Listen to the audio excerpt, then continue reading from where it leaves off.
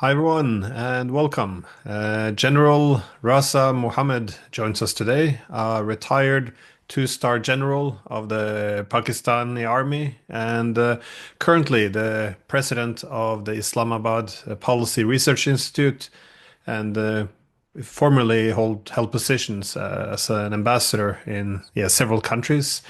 So General, it's good to see you again and it's great to have you on the program. Thank you so much. Very grateful. Very grateful for having me. Well, the world is undergoing a major reshuffle, it seems. As we discussed in the past as well, the unipolar or hegemonic world order established after the Cold War is has come to an end, and also by the admission of Washington. And we are now seem to be in the middle of a very messy transition towards a multipolar system in which the great powers must learn to engage with each other in a different manner.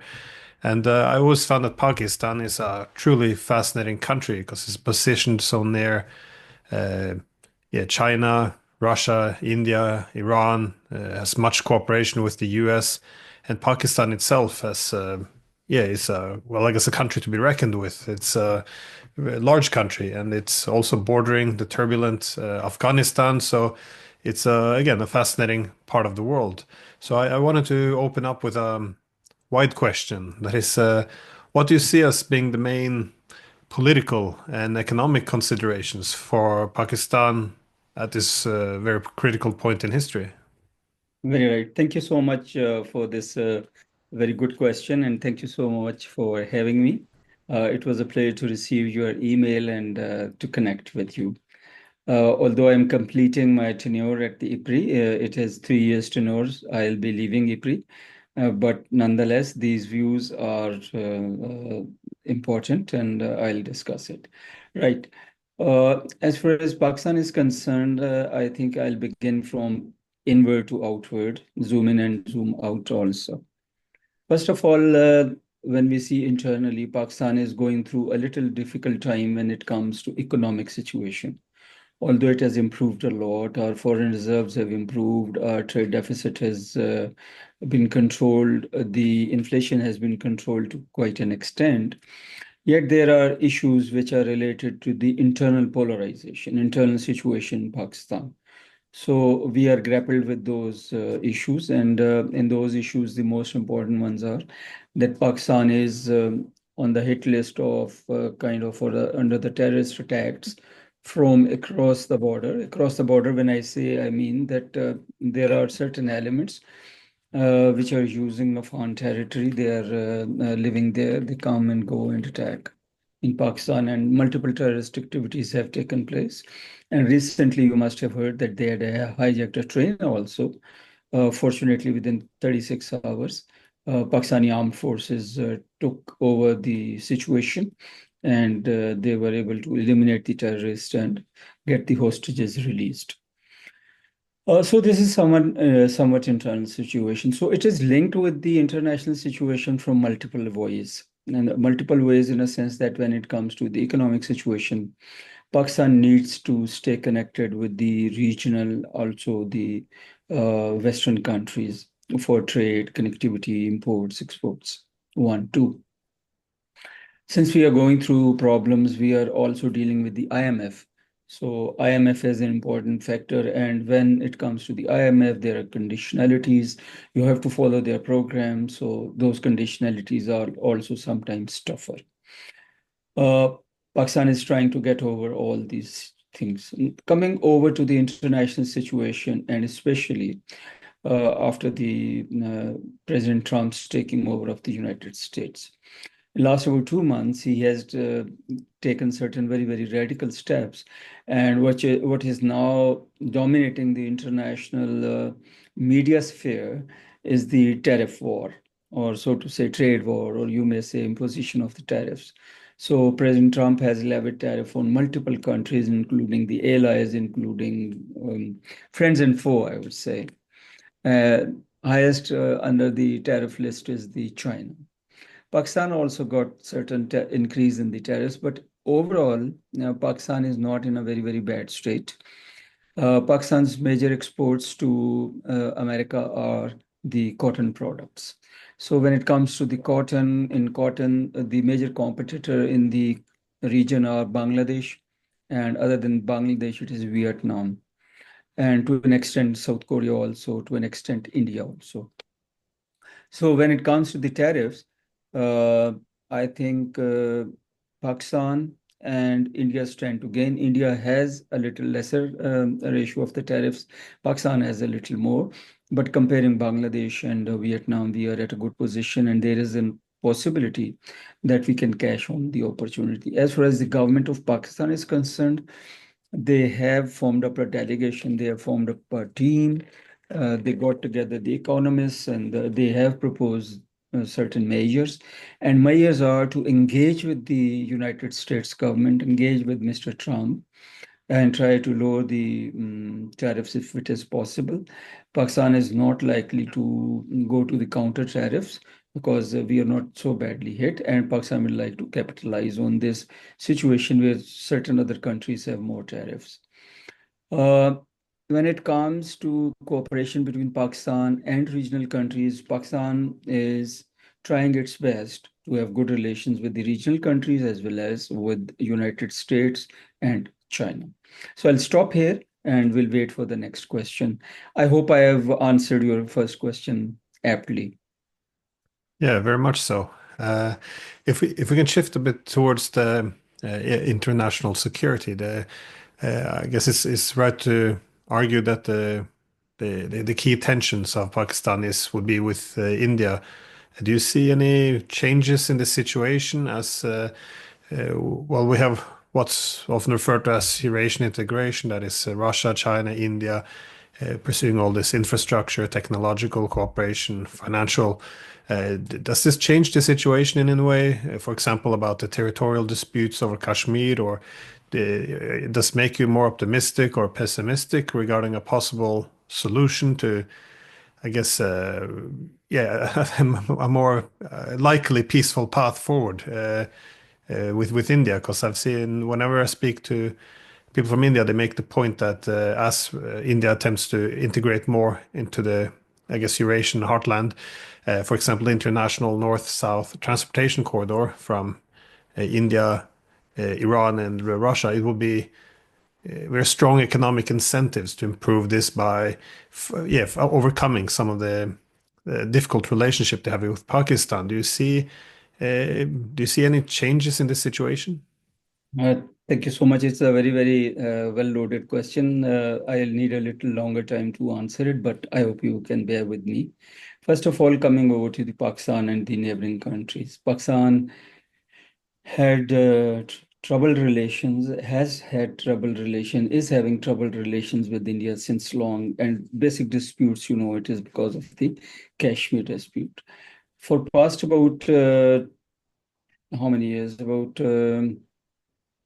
7, 8 years, Pakistan and India are having not 7, 8 years. The Pakistan and India went into truce on the LOC ceasefire after the Pulwama incident in 2016-17.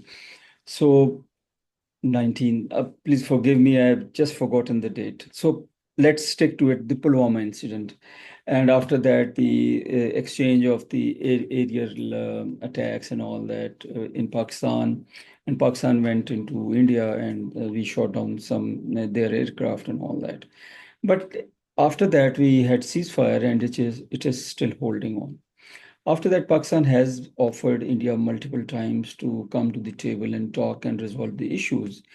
India has laid down certain preconditionalities, which are now, at this point in time, not based on the facts, because had Pakistan had some past incidents, but presently Pakistan is focusing more inward, and Pakistan wanted that the region should become peaceful, and Pakistan has been offering India to talk, but India is very, very relevant to the United States.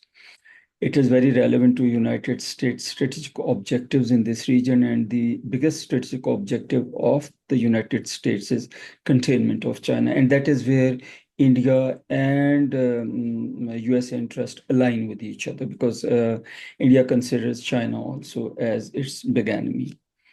We have problems with Afghanistan. We had comparatively workable relations, but after the withdrawal of the United States from Afghanistan, the terrorist organizations like Tehreek-e-Taliban Pakistan, which is called TTP, ISIK, ISIS, and Al-Ahrar, and so many other, this is a conglomerate of the terrorist organization, which is using Afghan territory and conducts attack here and there, and they even conducted an attack in Russia as well.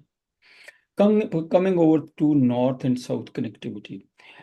India had good possibilities of connecting through Iran, but I think after the Trump's shelving of JCPOA, India also distanced itself from the development of Chabahar corridor. They had actually planned. This was a trilateral agreement between India, Afghanistan, and Iran. They had planned a corridor spending $21 billion from Chabahar till Afghanistan, the Laram range, and then to Central Asia, and from there on to Russia and China. But I think they shelved it, and in this vacuum, China came in. China and Iran signed an agreement of 25 years with $400 to $450 billion, encompassing the development of Chabahar, rail and road infrastructure, oil infrastructure, defense cooperation, scientific cooperation, and all that. What I hear is that there is some progress on that.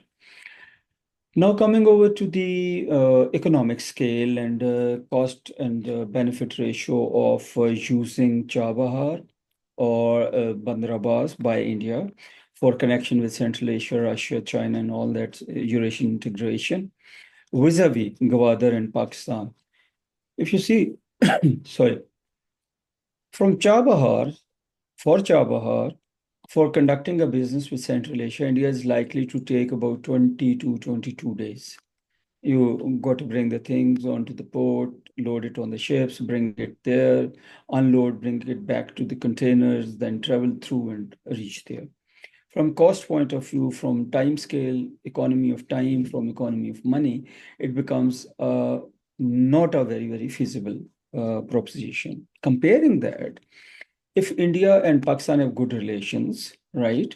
If India wants to have good relations with Pakistan and utilize Pakistani territory for the transit trade from north to south through Afghanistan, it will hardly take 24 to 36 hours for its goods to cross Pakistan, get into Afghanistan, and start traveling. So this is the difference between Iran and those places. Now, coming over to the connectivity, Eurasian integration, Belt and Road Initiative, and all. As you know, Pakistan is part of the Belt and Road Initiative. We have signed agreement with China for the CPEC. China promised about $62 billion to invest here. Phase 1 has been completed successfully. Phase 2 is a little bit delayed because of certain issues. Most important issue is the terrorist attack on the Chinese in Pakistan. So because of that, it is a bit delayed. But coming back to the original question, if Afghanistan is stabilized, the Pakistan connection remains the best for India and for the whole world for connectivity with Eurasian landmass, because anything moving from Chabahar vis-a-vis Gwadar, anything moving from Bandar Abbas vis-a-vis Karachi and Port Qasim, which are 3 ports Pakistan already has, Pakistan stands at advantageous position. And if India wants to gain this advantage, India will also gain this advantage. Last point, the impact of the international politics on this whole matrix. Important thing is, as I said earlier, that India is very, very relevant to United States. Mr. Trump knows it, Mr. Modi knows it, right? And Mr. Modi is riding the tide of relevance. India is riding the tide of relevance, and Mr. Modi is riding the tide of populism within the country. So India is a bit arrogant when it comes to talking, but ultimately India is benefiting the most. They are trading with Russia, they are trading with Iran against the sanctions. They are having best of the best relations and gains from United States and allies. So there, Pakistan is at a little disadvantageous position, and it brings a asymmetry of the balance of power in South Asia, which is not a good thing, because if Pakistan is, if this asymmetry is widened, Pakistan goes very much down in the asymmetry in the conventional weapon. Naturally, the nuclear threshold will be lowered. So this is not a very, very good situation. But Pakistan is staying on. Pakistan is trying its level best to improve the relations here and there and all around the world and all the world powers and the regional countries. China remains one of the most trusted ally because of the reason that they are the ones who are standing with us in the economic and security and technology field. Thank you. No, I guess the China-Pakistan economic corridor has become a key component of Pakistan's economic development and security for that sake, with the corridor going all the way down to the coast, the port of Gwadar. But do you see any wider, if not challenges, changes as a result of this relationship? Because well, it's often said that if the Chinese would have any tensions with the Indians, then they can lean on Pakistan. Or it's also suggested that some of this economic corridor from China to Pakistan can be extended further west into Iran to bring, I guess, a wider, tie the region together in a wider format. Is there any hiccups along this Okay. path, or is it will it be focused mostly on gas or natural resources, or how can we best understand what's happening? Okay. Thank you so much. First of all, let's begin with the China-Pakistan Economic Corridor. China-Pakistan Economic Corridor, as I said, they promised an investment of $62 billion, about $62 billion. Out of this whole investment, 17 to 18% is the loan, rest everything is the FDI. So it is the Chinese companies which are investing here, which will invest here, they will earn and repatriate the profits and earn the money back and hand over the things to Pakistan. In phase one, there were two important things. One was the infrastructure and the other was the energy or the electricity. So they were very, very successfully concluded, actually. Infrastructure has been completed and energy projects have been almost completed. 90% of them are complete. Pakistan presently has surplus energy, and surplus energy because our phase two has been delayed. That is the industrial component of it. And why it has been delayed? What are the hiccups? That's a question. There are two kind of hiccups. Let's be straight. Number one, it's only the United States of Pakistan, United States of America and India, which are against CPEC and Belt and Road Initiative, and they are together, they are strategic partners against China. India has been declared as net security provider by the United States of America. National strategy, security strategy of the United States also mentions that. So when it comes to that, that means that India stands at advantageous position, but at the same time, the only opposition which comes for the CPEC and Belt and Road Initiative in our case is because of the collusion of the interest of United States and also India.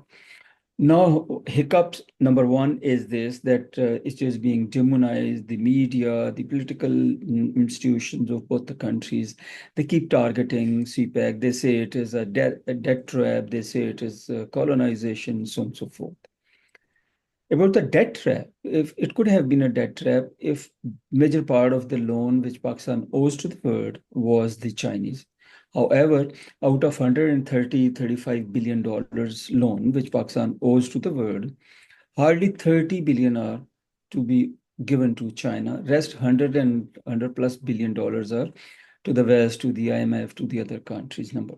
So this is one thing. Second is that their media, their people, their politicians keep demonizing this as a project which is basically being used perhaps or will be used by China to increase its sphere of influence. Belt and Road Initiative, I would like to state here, is not a coercive project. It is not being imposed. Actually, what China is doing is China has said this is a win-win project. Win-win, of course, you understand it's a mutually beneficial project, and none where China has imposed it on any country. And presently, there are 150 countries which are part of the Belt and Road Initiative. They are all they include the people or the countries from Asia, Eurasia, whole Eurasian landmass, Africa, even Latin America, and few countries of the Europe. Even even the Europe and America is benefiting indirectly. There's so much of machinery. There are so many turbines of the General Electric and so many other which are being used in various projects. They are also benefiting indirectly. There are contractors, there are companies which are working in the CPEC. The second hiccup, which is more serious, and which has actually inhibited the Chinese and the Chinese government, or which makes them worried, is the attack on the Chinese from uh, the people coming from Afghanistan. Not, I would say that it is being directed by the government of Afghanistan, interim government of Afghanistan, but the territory is being used and they are being housed there. This is the Balochistan Liberation Organization, Balochistan Liberation Army, and so many other shades of it, so many brigades and everything. And they now have latest American weapons which were left by American forces in Afghanistan. So an insurgency needs money. An insurgency or the terrorism needs money. Terrorism needs weapons. Terrorism needs the sanctuaries. So this all is unfortunately being provided to them. They come and attack the Chinese. So that is one factor which I would say that it is uh, contributing towards the slowing down of the project. Last point, important thing is both the countries have shown resilience. They have decided to stick to the project and not be deterred. Thank you. Well, sometimes one get a feeling that history repeats itself because in the 1980s, when the Americans were fueling the resistance fighting against the Soviet Union, once it was over, the Americans pulled out, and I guess they left a very big mess for Pakistan. And as you said now, yet again, there's they pulled out of Afghanistan, and a huge amount Yes. of weapon is left behind. And yeah, if you have an unstable neighborhood combined with secessionism in Balochistan, who is using how is this being used to, as you said, attack Chinese interest and perhaps seek to disrupt or disentangle the relationship between Pakistan and China? Are these American financed or British? Where is this coming from? If there is some coordination here. As far as the finance is concerned, finance established, confirmed financing is from India. There are multiple evidences of funding from India. There are no evidences, confirmed evidences of funding from some other country, but India definitely, yes, India is funding it. India is funding it directly. India is funding it indirectly also. About the repeat of the history, you are very right. When Pakistan engaged again, I remember those days, and we used to hear the American friends saying that we did a we committed a very big mistake by leaving you high and dry, and this time this is not going to happen. And they kept promising and saying again and again that this is not going to happen, but it has happened. And unfortunately, the weapons, which they say are about $7 billion, maybe they are more. And now this is a very unstabilized neighborhood.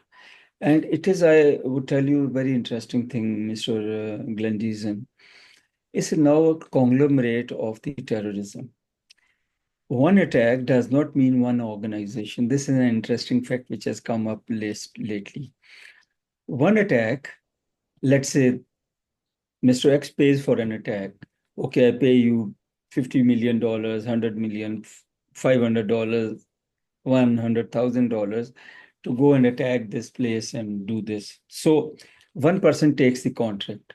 One organization takes the contract. Then they hire others. So you can get a suicide bomber from somewhere. It comes with money. It may be not essentially from the BLA, BRA, it could be from ISIK, it could be TTP, it could be some other organization, LRR. You need better weapons, so you get them. You need better technology, you get them, and so on and so forth. So this is not now one, it is kind of outsourced terrorism now. So it is the war economy. Unfortunately, it is the war economy. It is not only the terrorism now, it is terrorism, it is the drugs, it is kidnapping for the ransom, it is human smuggling, it is the weapon smuggling and so on.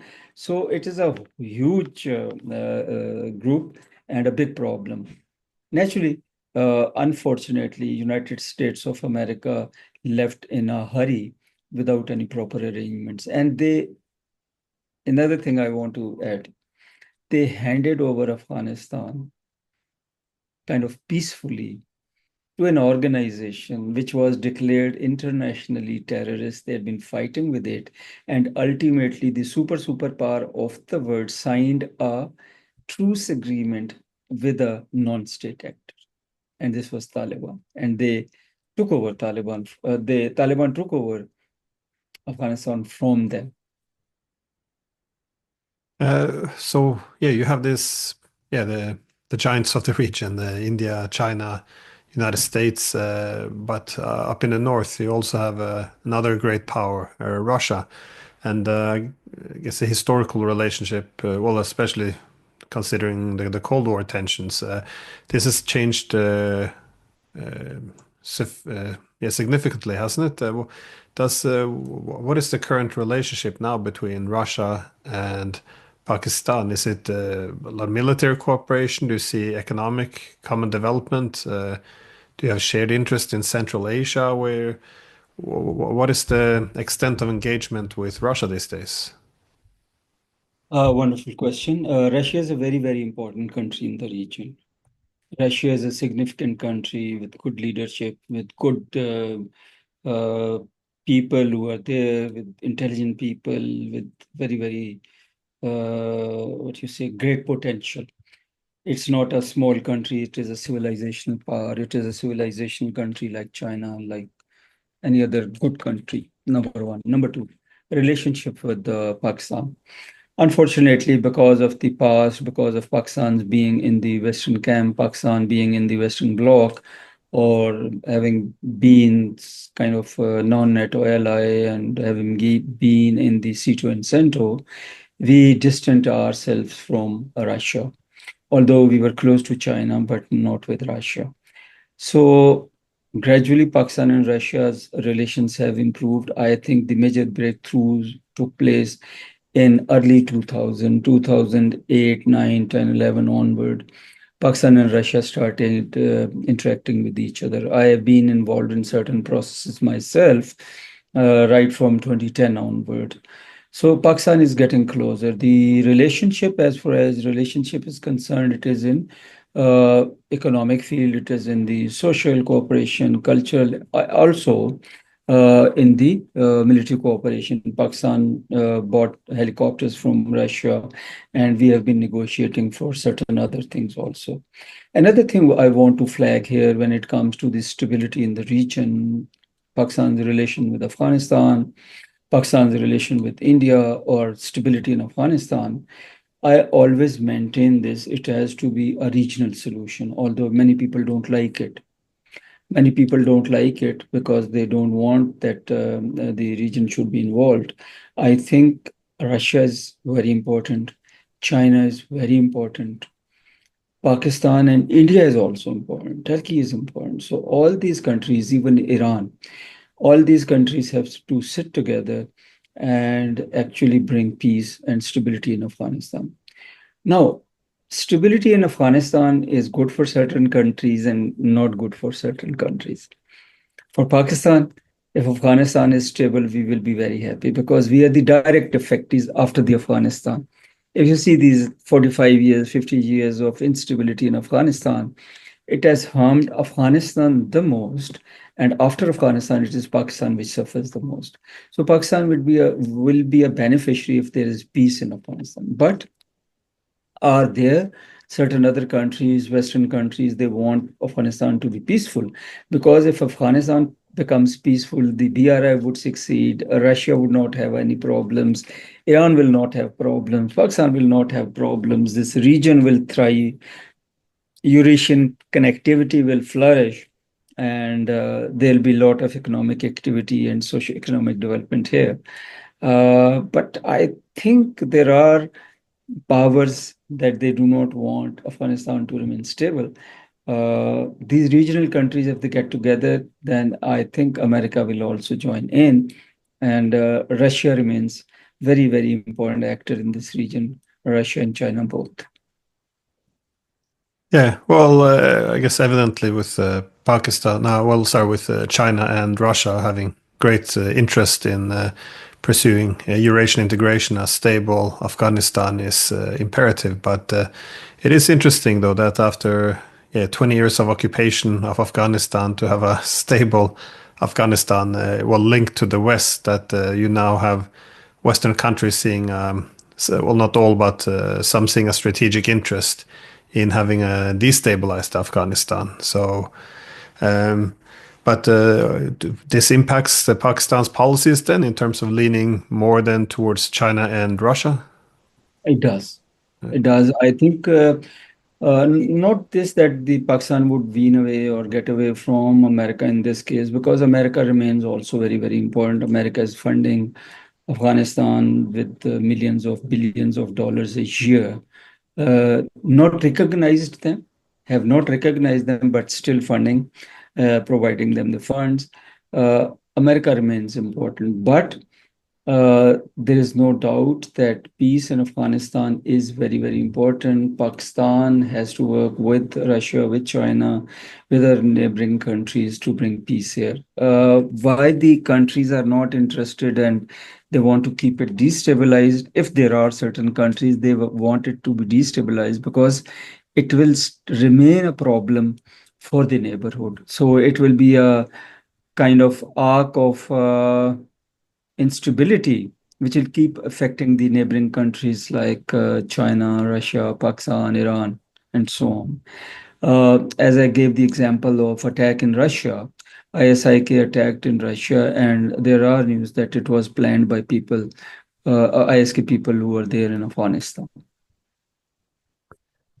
So yeah, my final question is on the internal political stability in Pakistan, because with when the former Prime Minister Imran Khan was arrested, there was some political instability, tension, also with the army. I think how has this played out now? Are things coming down, or what direction are you heading? Yes, I feel there is a realization on every side, the political and all the spheres, that we have to bring in a kind of reconciliatory environment, an environment in which Pakistan develops a national consensus on issues to deal with, issue of economy, issue of democracy, issue of relationship with neighbors, issue of terrorism in Khyber Pakhtunkhwa, or KP we call it, and also the issue of terrorism in Balochistan, these secessional elements. In KP it is different, in Balochistan it is different. But of course it is a problem. Although the Balochistan now has a majority by a thin margin of Pashtuns, but then Baloch and Brahmis and Sindhis, they are also important. It's a big landmass in Balochistan. When it comes to the population, it is just the 17% of the population, but it is the largest province. But it has the most important location. It has gemstones, it has gold, it has copper, it has gas, and it is the link between world through Gwadar, between world and the Pakistan and Eurasia. So it remains important for us that we have stability there. And within the country, as you were saying, there is no shortcut than the national reconciliation and evolving a consensus at national level, adopt a whole of nation approach to deal with all the internal and external issues and economic issues. Well, General Muhammad, I know you're a busy man, and well, it's always very interesting to speak with you. So, yeah, thank you so much.